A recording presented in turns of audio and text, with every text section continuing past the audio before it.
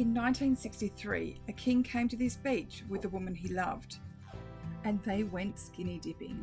Today, we're following in their royal footsteps. The only question is, how far are we willing to go?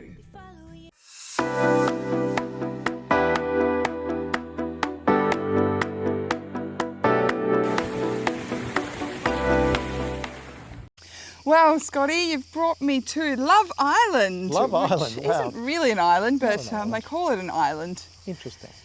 So Sea Moon is just parked over there. We have Dark Side here, but we're going to a beach today. Yeah. What sort of beach are we going to? Well, it's a FKK beach.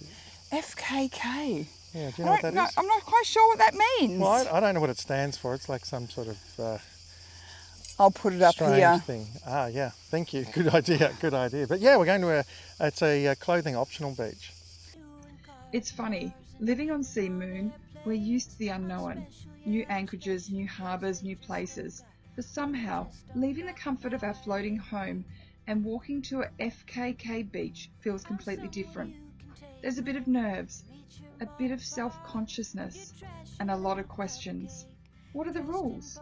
What's considered to be polite? Do you just walk in and act like it's the most normal thing in the world? I think the biggest challenge is confidence. Everyone else there already knows how this works. And we're very much beginners. So basically, we're about to find out whether confidence is something you can fake until you're naked.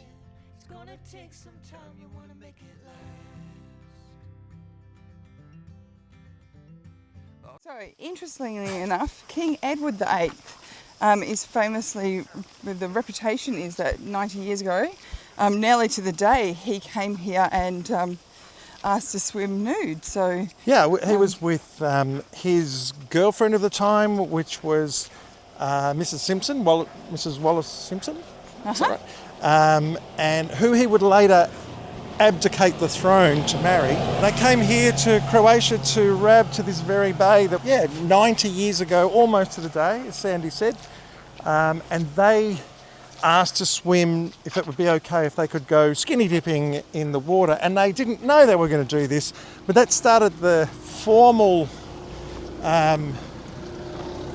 it's not called nudism, it's called naturism, and that movement here in Croatia, and that spread all through Europe too. So if you see a lot of people that don't mind getting their gear off in Europe, we can blame that on good old King Edward back in the day.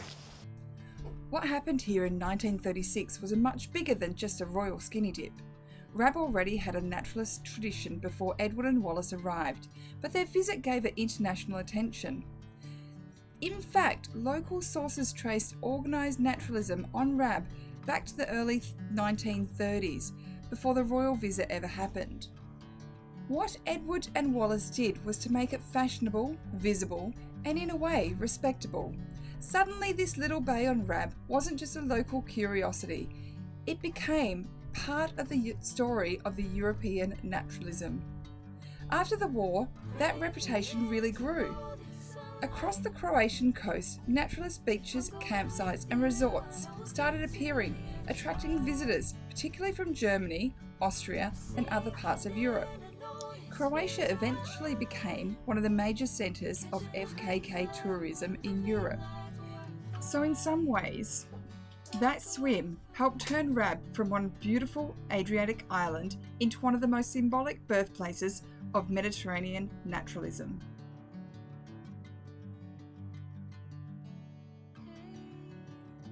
Wow, here's the sign. FKK. What is that, baby? I believe it's a nudist beach. Oh, well. Let's wander down this way.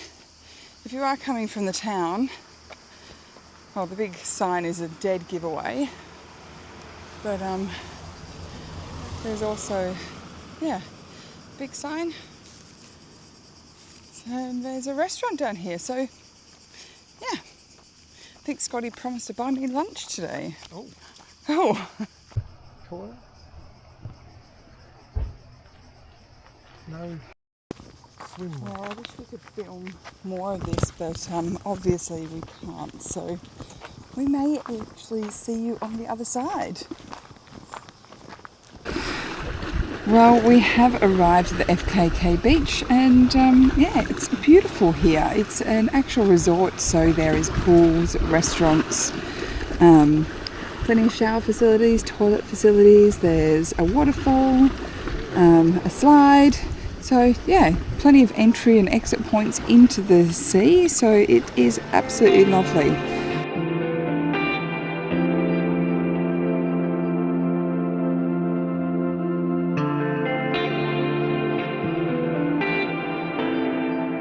Well, welcome back. We've just left the FKK beach, and let's chat about it.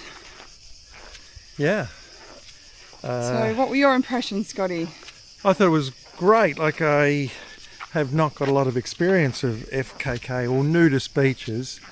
And this one had a lot of facilities. It had deck chairs that we were able to get, which were very reasonably priced. That was, so for 2 deck chairs, was €10. €10. With an umbrella? Which is cheap in European terms. I mean, the beach isn't a beach, right? Because it's Europe, so it's always stones, pebbles, that sort of stuff. So chairs were a good idea. Yeah, little lounges, absolutely. A good mix of men and women too, and there were kids and stuff. It was a very family-oriented beach, so nothing sleazy or creepy about it. No, there was nothing. One thing that did surprise me, there was nothing sleazy about it at all. There was no staring or gawking, or there really was just, you know, people in all states of dress. Yeah.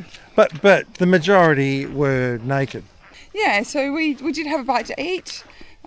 Clothing. Yeah, so definitely in the restaurant was everyone was fully clothed. Had a fairly, I guess, average hamburger. It was okay.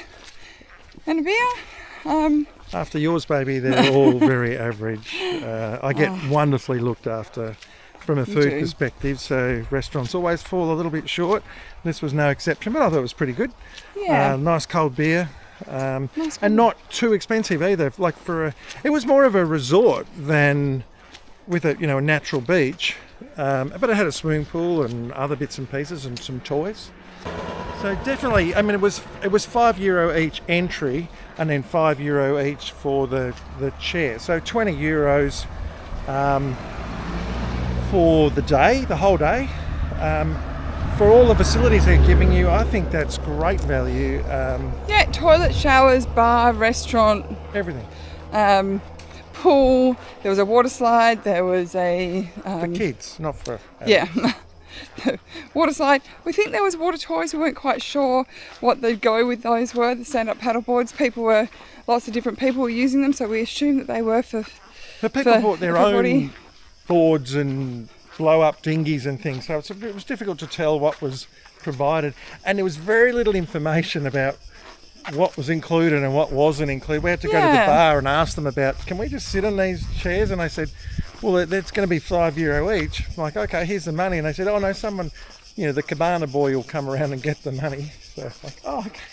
There's none of that information. There's no signs with anything on it. It feels a bit like a club that, everyone's a member except us. So they knew what was going on. We were like noobs in the whole thing. But overall, I thought a great way to spend a very hot day.